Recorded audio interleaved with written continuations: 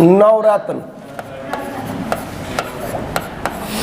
देखो अकबर, तुम लोगों ने देखा, स्टार्ट कर दिए हो, तुम लोगों ने ये देखा कि अकबर के कालखंड में अकबर ने कैसे एक विशाल साम्राज्य की स्थापना अभी किया नहीं है, लेकिन कैसे 1562 के बाद सत्ता अपने हाथ में लिया। मुगल साम्राज्य के वास्तविक संस्थापक के रूप में जाना जाता है कौन? अकबर।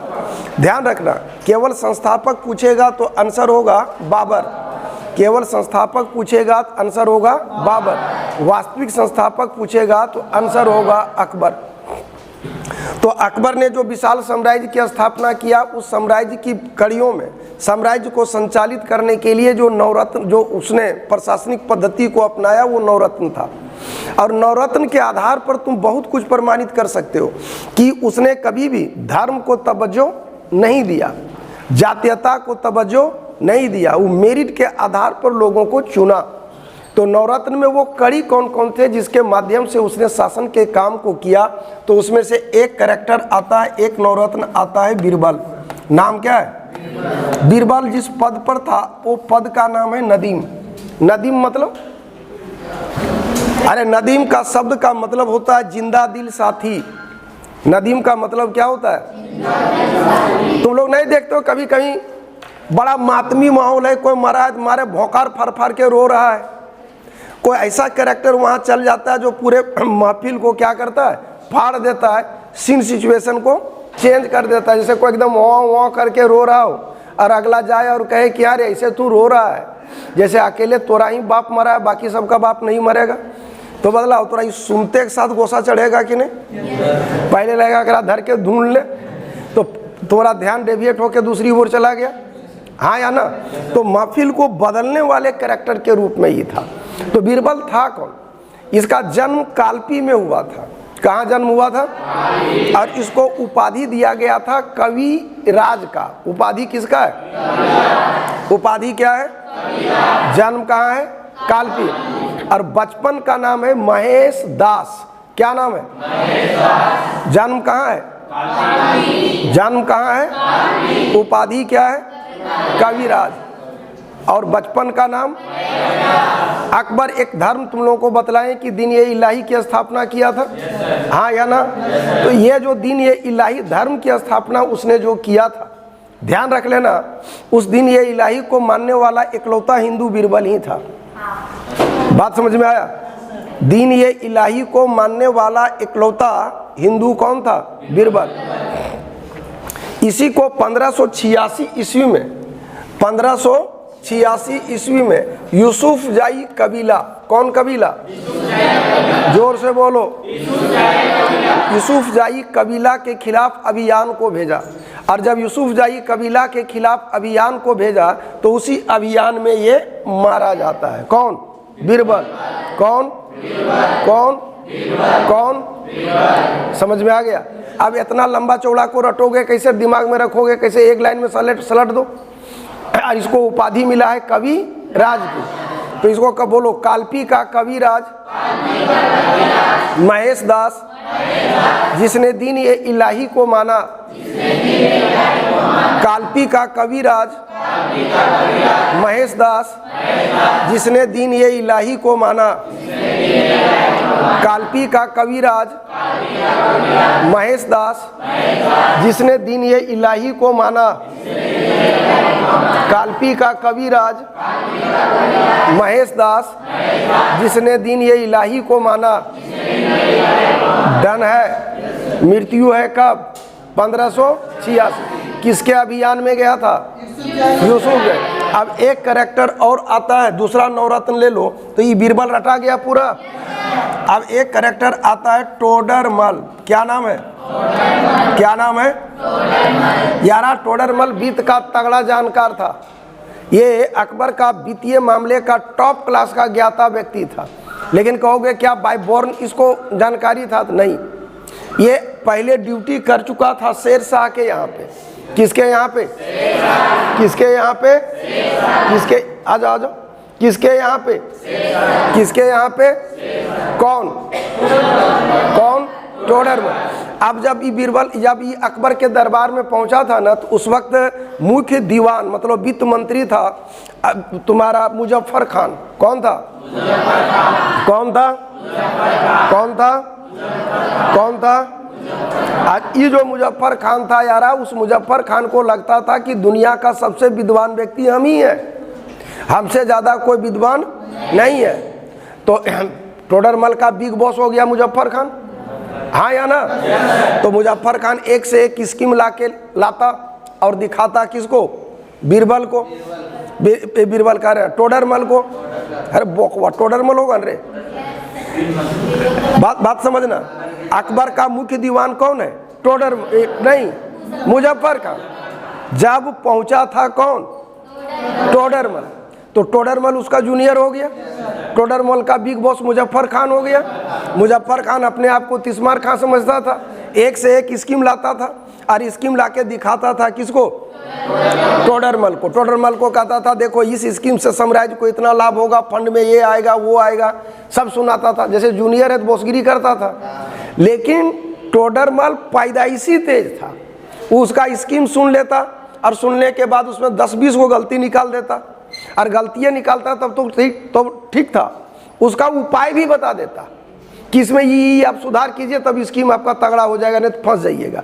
अब तुम सोचो कि जो बंदा अगला लंबे समय तक सोचा विचारा, डिसीजन लिया, स्कीम बनाया, उसको अगला आदमी खड़ा खड़ा पूरा ऐब निकाल दे रहा है, सुधार का उपाय बता दे रहा है, तो तुम्हारे दिमाग में टन टन घंटी मारेगा कि नहीं? लग जाएगा कि बेटा हमारा बाप है। बात अलग है कि हम इसका बॉस है, लेकिन ओरिजिनल बॉस तो वही है, हाँ या ना? ये बुझा गया किसको? मुजफ्फर खान को। मुजफ्फर खान को लग गया कि टोडरमल हमारा बाप है। अच्छा, उस जमाने में कोई टाइम बॉन्ड प्रमोशन तो था नहीं कि इतना समय होगा तो प्रमोशन होगा। एक बार तो मुजफ्फर खान को लगने लगा कि एक बार ये कहीं अकबर के पास गया और अकबर को कोई भी स्कीम दिया तब तो हम तो गियो, बात समझ में आ रहा है? तो हमको हटाएगा और टोडरमल को बैठाएगा। तो एक्चुअली बीरबल टोडरमल को बड़ी मानता था अकबर, इसको मुजफ्फर खान को। मुजफ्फर खान को बहुत मानता था कौन? अकबर। अब मुजफ्फर खान क्या कहने लगा कि मेरे साथ रहते रहते, सुनना, मेरे साथ रहते रहते टोडरमल को भी नॉलेज हो गया है, इसलिए इसको किसी राज्य का दीवान बनाकर भेज दिया जाए। तो अकबर को लगा कि वहाँ हो सकता है तुम कह रहे हो, तो कहा कि कहाँ भेजा जाए? कहा कि गुजरात भेज दो। जरा गुजरात के नक्शे को गौर से देखो, गुजरात के ऊपर राजस्थान है, आगे अभी का मध्य प्रदेश है, नीचे मराठा है। तो यार मराठा पैदाइशी बदमाश रहा है कि नहीं? मध्य प्रदेश का इलाका राजपूत का गढ़ है, ऊपर जो है गुजरात राजस्थान वो भी राजपूतों का गढ़ है। इसको ऐसे जगह में भेजा था जहां पर एक भी बुद्धि काम नहीं देता। किसका? टोडरमल का। लगा था अगर बुद्धि फेल होगा। किसको लग रहा था? मुजफ्फर खान को, कि बेटा हमारे पास तो ठीक हीरोगिरी कर रहा था, चल अगर भेज के देखते हैं, तो भेज दिया। लेकिन कुछ लोग पैदाइशी तेज होते हैं, बात समझ में आ रहा है? बीज में अंकुर आता है बाबू, जमीन फाड़ के निकालता है, जबकि अंकुर बड़ी बहुत कोमल होता है। इसका तेजी वो धारदार चीज था। गया सुधार दिया पूरा गुजरात को, समय पर टैक्स आने लगा, कोई किसान बगावत नहीं किया। तब अकबर का माथा ठनका कि साला जहां से 1 रुपया नहीं आता था, बोरा भर भर के पैसा आ रहा है, टाइमली आ रहा है, कोई बगावत नहीं कर रहा, भाई कौन है? तो पता चला कि वो टोडरमल है। फिर पता चला कि वहां कर क्या रहा है, उसको बुलाओ यहाँ। तब उसको बुला लिया गया, कहाँ को? तो राजधानी को। और ऐसे करके वो शिफ्ट कर गया कहाँ को? राजधानी को। ये फरियाया। तो ये पहले किसके अंडर था? इसको कहाँ भेजा गया? गुजरात। सबसे पहले ये कहाँ नौकरी कर चुका था? किसके यहाँ? एकदम डन है। और इसने ही 2 स्कीम दिया था, जिसको कहा गया आईन ए 10 साला। क्या कहलाया? फिर से कहो। और दूसरा दिया जब्ती प्रणाली। कौन प्रणाली? कौन प्रणाली? कौन प्रणाली? दंडना दंडन है। ये समझ में आ गया। तीसरा तो अब बीरबल रटाया हुआ है। बीरबल का जड़ी क्या सुहाए तो नहीं के कि काल्पी का कविराज महेश दास इसने दीन इलाही को माना।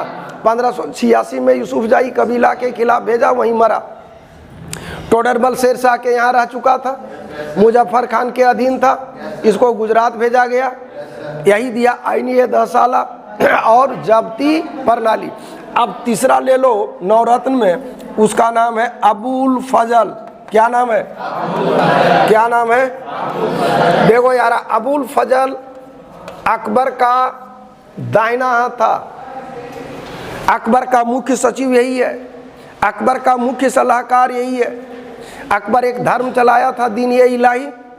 अरे अकबर ने एक धर्म चलाया था, धर्म चलाया था, धर्म चलाया था। उस दीन इलाही का मुख्य पुरोहित भी अबुल फजल था। किसका?